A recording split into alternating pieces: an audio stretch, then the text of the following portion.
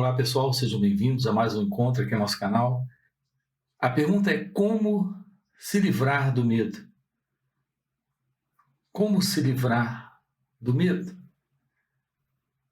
Há uma outra pergunta interessante que é como lidar com a ansiedade? Percebam, ansiedade é uma forma de medo. Nós temos muitas reações em nós presentes em razão da presença do medo em cada um de nós. Aqui nós vamos investigar com você algumas coisas com relação ao fim desse sofrimento. Como colocar fim a esse sofrimento psicológico? A pergunta é como realizar a verdade sobre quem nós somos. Como ir além dessa condição de ego e identidade? A nossa vida, ela tem sido pautada em cima de uma crença, a crença sobre quem nós somos, a ideia sobre quem nós somos. Então, nós temos uma imagem, nós temos um quadro, nós temos uma fotografia sobre quem nós somos. O condicionamento comum é a ideia de uma identidade aqui presente, uma consciência individual em cada um de nós. Essa consciência individual é uma crença. E aquilo que nós atribuímos ser essa consciência, na realidade, é só uma imaginação. Uma imagem em ação. Uma imagem numa relação com a vida, com o mundo, com o outro. É parte desse trabalho do despertar espiritual, da iluminação espiritual, investigarmos a natureza de nós mesmos. A verdade sobre quem nós somos. A ilusão em cima da qual se assenta nossa vida, nossa existência. Essa ilusão é o mim, o eu, o ego. Isso precisa ser investigado. Portanto, essa conclusão de uma identidade presente, de uma consciência individual, essa consciência em cada um de nós, isso é completamente falso. Tudo o que existe nesse mundo psicológico é essa consciência comum a todos. E nela está presente esta questão importantíssima para ser investigada, e é o que nós faremos agora em alguns poucos minutos aqui com você. Eu me refiro ao medo. É possível ter uma vida livre do medo? Aqui a pergunta é sobre como lidar com a ansiedade. Mas eu aqui quero me referir ao medo. O medo em geral. O medo é algo presente em cada um de nós. Os seres humanos, por mais educados que sejam, por mais ilustrados que sejam, eles carregam sempre o medo. O cientista, ele é alguém respeitado em seu laboratório, fazendo suas descobertas, fazendo suas pesquisas científicas. No entanto, quando ele chega em casa, ele é apenas alguém presente numa relação com a esposa, carregado ainda de medo. Na relação com os filhos, ainda uma pessoa, como qualquer uma outra, também cheia de medo. Medo na relação com a esposa, na relação com os filhos, na relação com a família. Talvez ele tenha até mesmo medo do escuro, Nós temos diversos medos psicológicos dentro de nós mesmos. E nós não aprendemos a lidar com isso. Nós não estamos dando conta disso. Em razão disso, continuamos sofrendo. A ansiedade é a presença do medo. Mas a depressão também é uma outra forma de medo. A dor da solidão é uma forma de medo. A insônia também é medo. Notem, a gente chama com vários nomes, dá vários nomes, chama por vários nomes uma única coisa: o medo.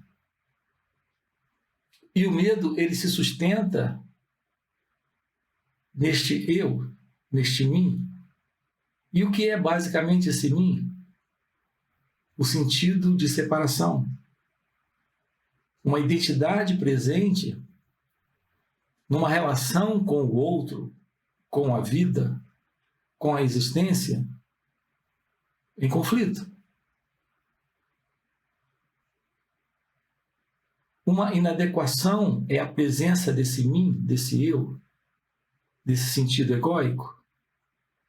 Nessa relação com a vida, há contradição. Há todo esse desespero, a toda essa confusão, a toda essa desordem. Isso ocorre dentro de cada um de nós. Então, estamos carregados de medo. É o medo do outro, é o medo de si mesmo. O pensamento produzindo medos diversos.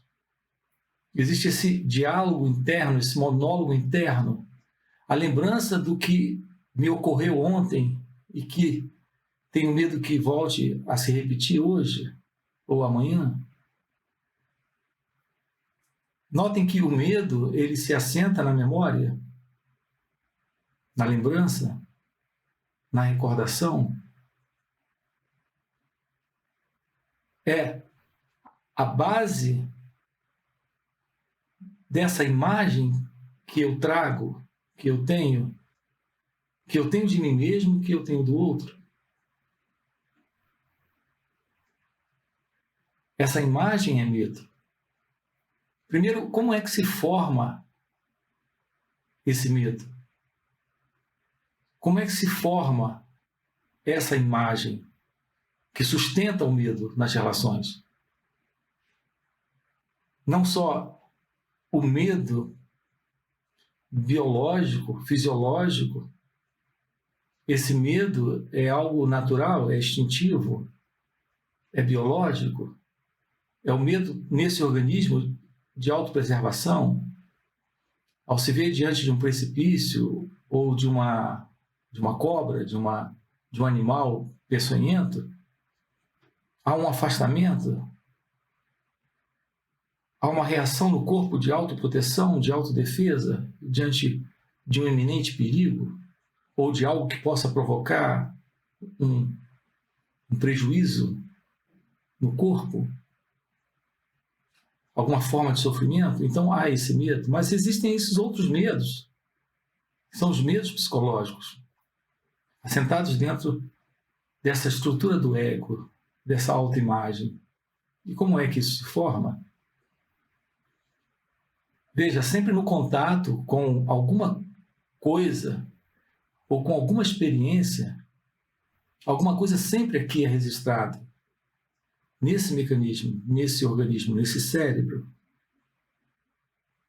Ao me deparar com alguém que nunca vi antes, de imediato existe uma reação em cada um de nós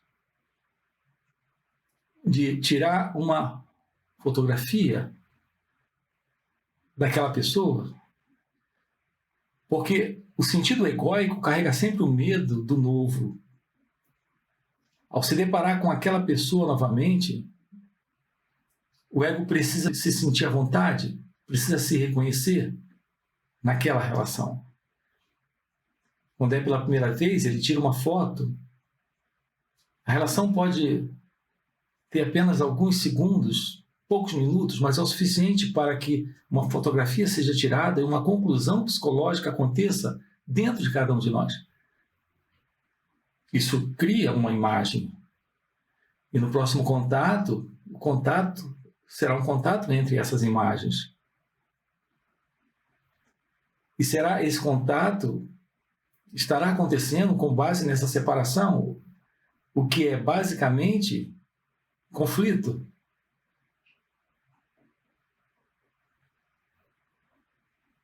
Porque há essa autoproteção, há essa autodefesa, há esse susto, há esse cuidado. Aqui eu me refiro a essa autoproteção psicológica. Do ponto de vista biológico, é natural a presença do medo nesse organismo. A intenção de se proteger, de proteger o corpo.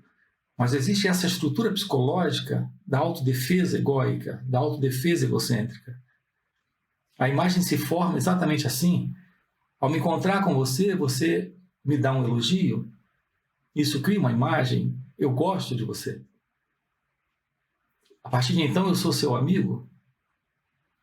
Mas ao me encontrar com você, eu perceber que você é hostil às minhas ideias, às minhas crenças, ou que você não aprova aquilo que eu sinto, aquilo que eu penso, isso também forma uma imagem. E se você me insulta, isso também cria uma imagem. Então estamos sempre formando imagens, guardando imagens uns dos outros. A nossa vida no ego é uma vida baseada na imagem, na autoimagem. Isso sustenta o medo. Então surge a pergunta, mas como lidar com a ansiedade? A pergunta correta seria como lidar com o medo? Aqui o objetivo dos nossos encontros é lhe mostrar como realizar em si mesmo um trabalho de autoconhecimento. O autoconhecimento é o reconhecimento desse princípio de separação, de dualidade, entre você e o outro, entre você e a vida. Tem como princípio lhe mostrar como se livrar desse sentido de separação, como se desfazer desta autoimagem, como se libertar desta ego-identidade, da ilusão de alguém presente aqui e agora, nessa experiência, que é a experiência da vida. Assim é possível ir além do ego. Assim é possível ir além do eu. Assim é possível ir além da ilusão, do medo. Aqui eu me refiro a esse medo psicológico. Notem que isso tem sido a causa do sofrimento para muitos de nós. Essa condição interna de contradição, de conflito. Tudo isso pode ser rompido. Nosso trabalho juntos é nos tornarmos cientes da verdade sobre quem nós somos. E a verdade sobre quem nós somos é a realidade livre do ego, livre do eu, livre dessa autoimagem, livre dessa condição psicológica. Assim, a percepção da realidade presente agora e aqui. O que quer que esteja acontecendo, nós podemos aprender a lidar com isso sem essa formação de imagens. Se alguém, por exemplo, lhe diz: você é um idiota, você não serve para nada, de imediato há uma reação emocional ao ouvir isso. Isso cria uma imagem. Então eu não gosto de você. Sempre que eu lhe encontrar, essa imagem estará presente. Ela vai vir primeiro do que qualquer outra coisa. Essa é uma pessoa hostil, detestável, desagradável. A imagem que você tem de alguém assim é algo dentro de você. O conflito é algo dentro de você. Isso foi criado num momento semelhante a esse? De alguma forma, uma reação emocional ocorreu e você não percebeu? Não esteve cônscio daquilo, ciente daquilo, no dado momento que aconteceu? E assim essa imagem foi formada. Aqui, quando há autoconhecimento, que é tomar ciência de si mesmo agora e aqui, o que quer que esteja acontecendo, você está se tornando cônscio dessa experiência, colocando atenção, presença.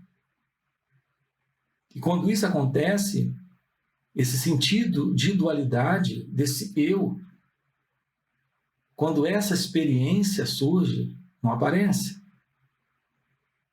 E se não aparece esse sentido de dualidade, não aparece a formação dessa imagem. Ela não surge nesse momento. Ela não é fotografada nesse momento. Ela não é guardada nesse momento. Isso ocorre em razão desta atenção plena.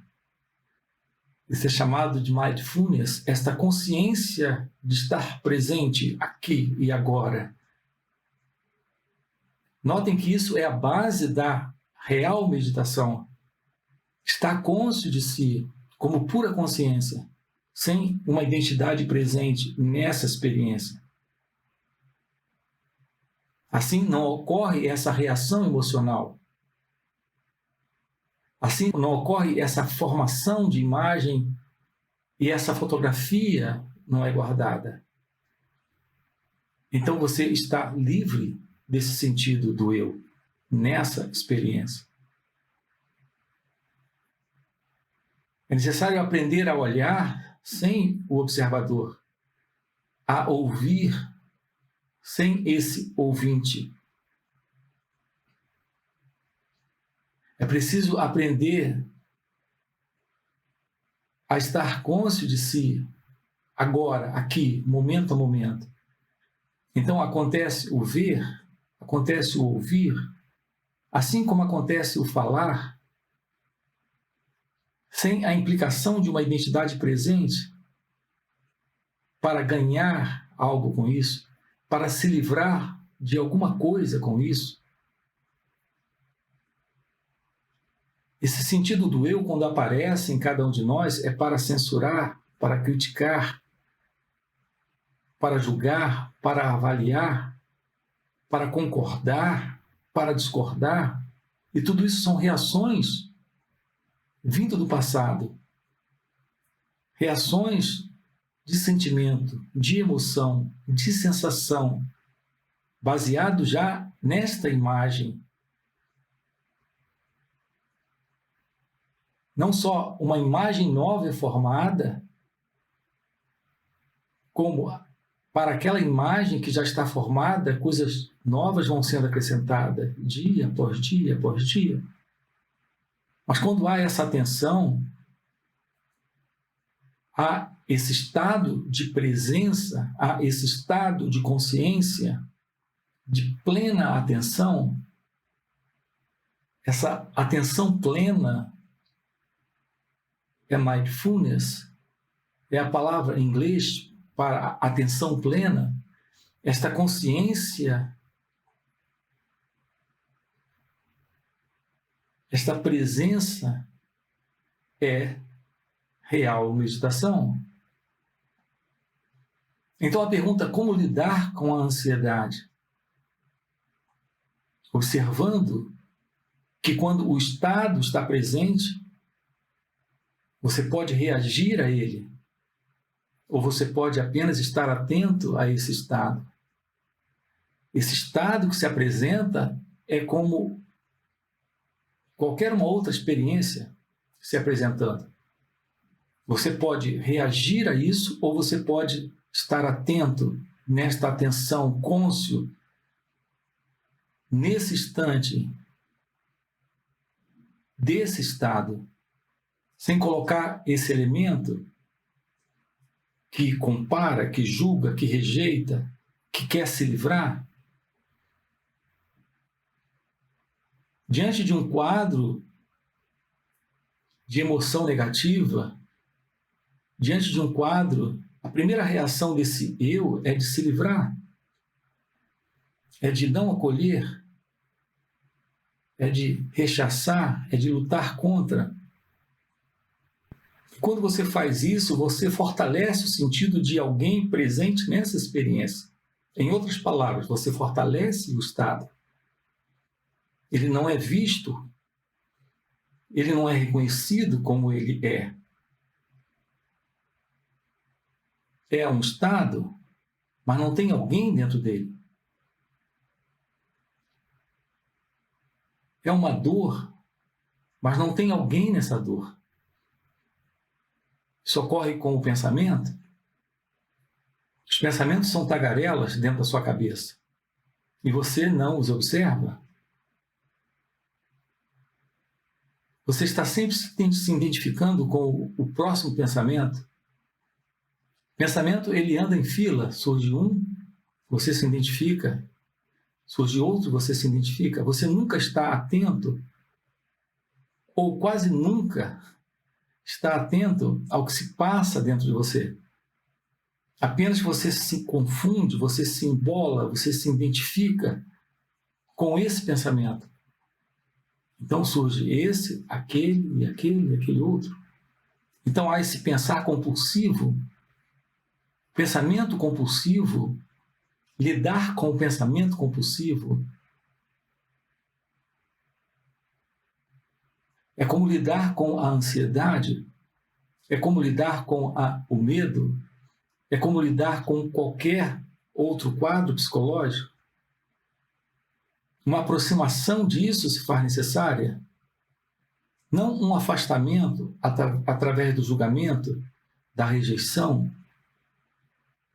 da tentativa de se livrar.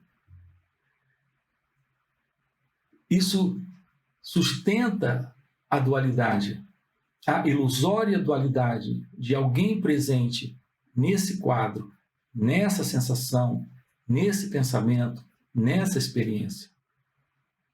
Quando há o pensamento, não há o pensador. Os pensamentos surgem de forma compulsiva dentro de você.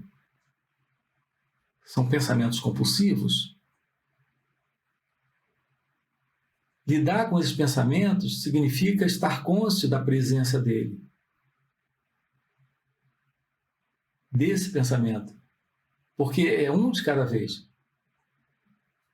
Você diz, são milhões de pensamentos. Não, não são milhões. É um pensamento agora. Você está consciente dele. Você não reage, não luta, não corrobora, não é contra, não é a favor. Você apenas observa. Então se abre o espaço para a meditação quando há essa atenção plena. E quando isso se abre, há um espaço de consciência, de silêncio, de presença. Então é possível o cérebro se aquietar, haver uma quietude, porque não há luta, não há conflito, não há dualidade. Esse acolhimento,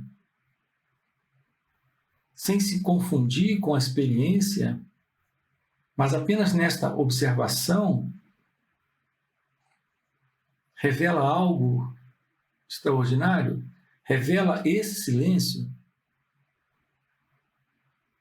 o silêncio desta presença, desta consciência. Isso é o fim da dualidade.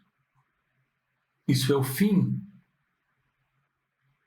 para essa experiência desse eu ansioso, desse eu com medo, desse eu pensando. E quando isso acontece, essa experiência, ela definha, porque ela não tem energia para se sustentar.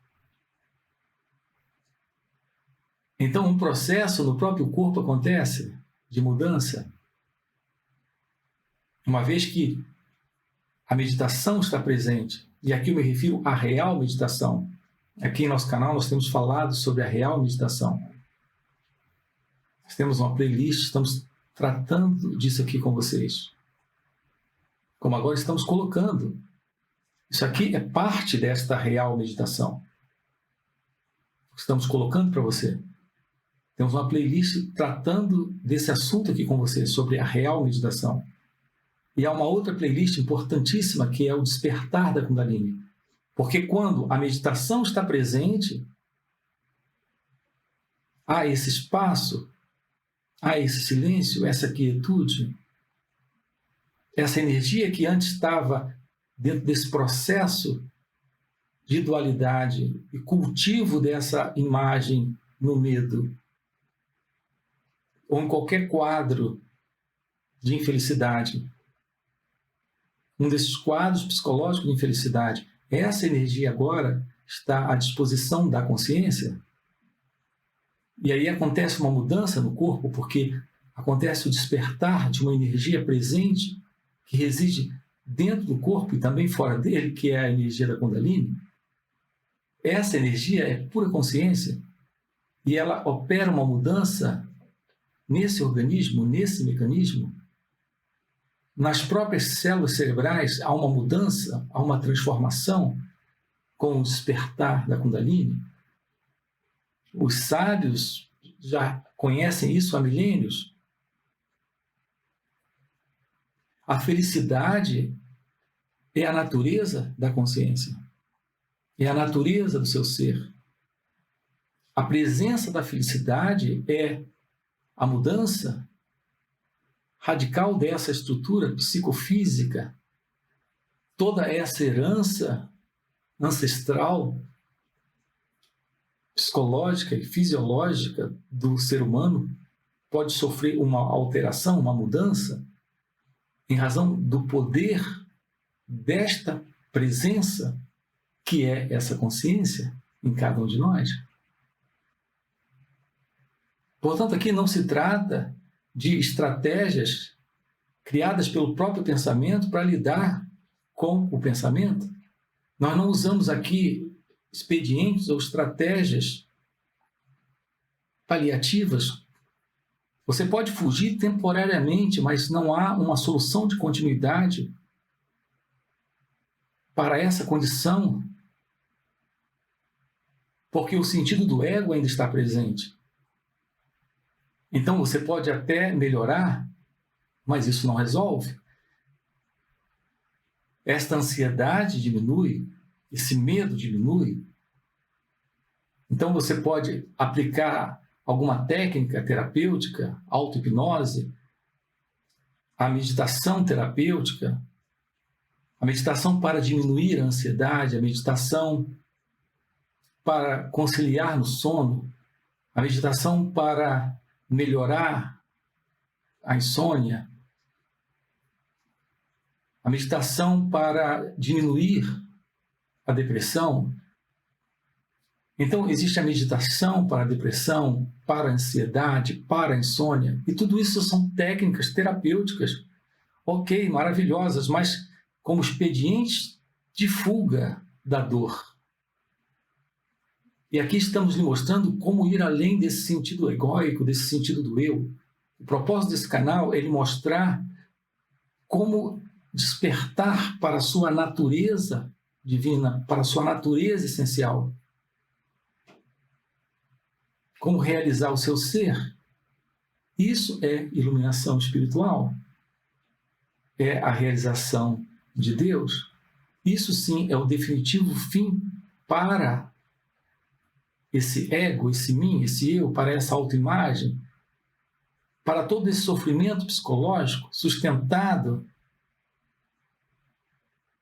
dentro desta inconsciência, nesta desatenção, nesta falta de um trabalho em si mesmo, de real meditação, de autoconhecimento. Portanto, esse é o assunto que nós tratamos aqui em nosso canal. Se o despertar lhe interessa, se você realmente está disposto a ir além do sofrimento nessa vida, nós temos encontros online, encontros presenciais e retiros. Se isso faz sentido para você, deixa aí o seu like, se inscreve no canal. Vamos trabalhar isso. Ok? Valeu pelo encontro. Até a próxima. Por isso, a base, repito, a base está no autoconhecimento. É fundamental você se tornar cônscio de si. Esse autoconhecimento irá lhe mostrar que aquilo que você é transcende o experimentador.